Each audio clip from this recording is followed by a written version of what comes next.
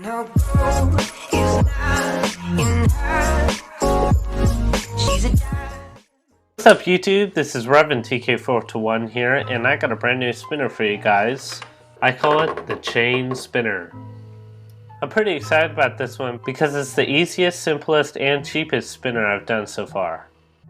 To make this fidget spinner, you're going to need 22 links of 1/2 by 3/32 inch bicycle chain. This chain is typically used for 6, 7, and 8 geared bicycles, and I found it worked perfect for this.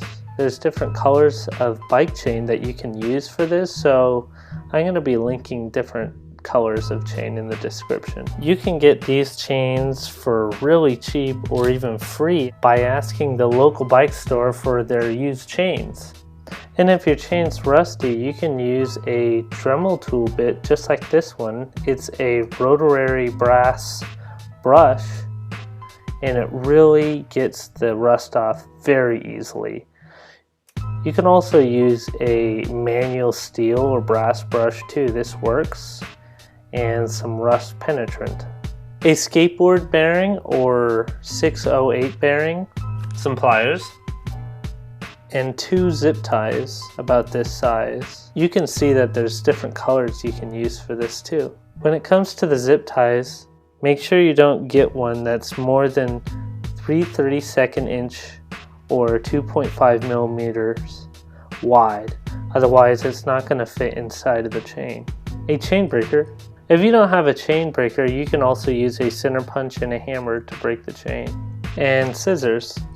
I'm going to be posting links in the description for the materials and tools that I used for this fidget spinner. All you have to do is take your chain and make it look like this.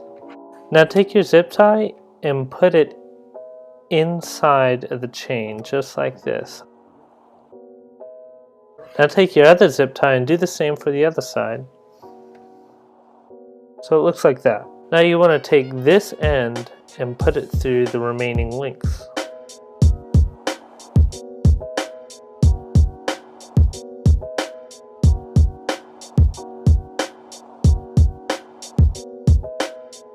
So now it looks like this. Now put the ends of the zip ties inside the other ends. So it looks like this. Don't pull it too tight just yet. Now you take your bearing and you put it inside the chain, and then all you have to do is pull those zip ties. You might have to use some pliers to pull the zip ties tight.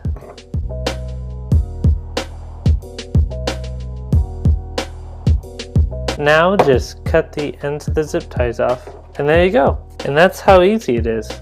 So right now you can just pop the bearing back out if you wanted to, and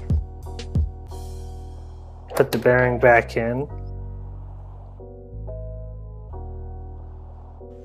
and it works. You could also glue the bearing to the chain so the bearing doesn't pop out, and I would do this by applying some epoxy or super glue in between the spaces of the chain in the bearing. But in my opinion, I prefer it not to be glued, because if you drop it, the bearing pops out and you just pop it right back in.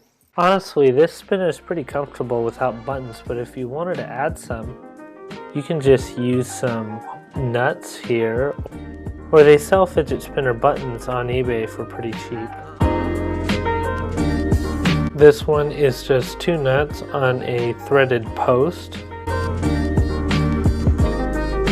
And these 2 are just 2 bolts with a nut on the other end.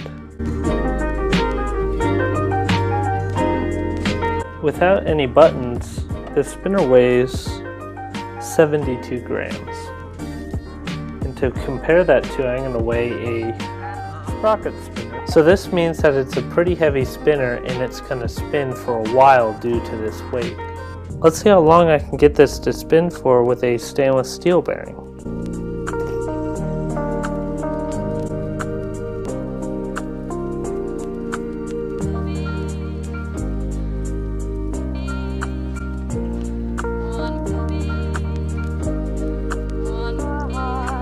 2 minutes and 6 seconds. This is just a reminder that I'm going to be giving one of my sprocket spinners away that you can see here. I'm going to be randomly picking this subscriber to win the fidget spinner on April 4th. Anybody that is subscribed to my channel has a chance to win this sprocket spinner.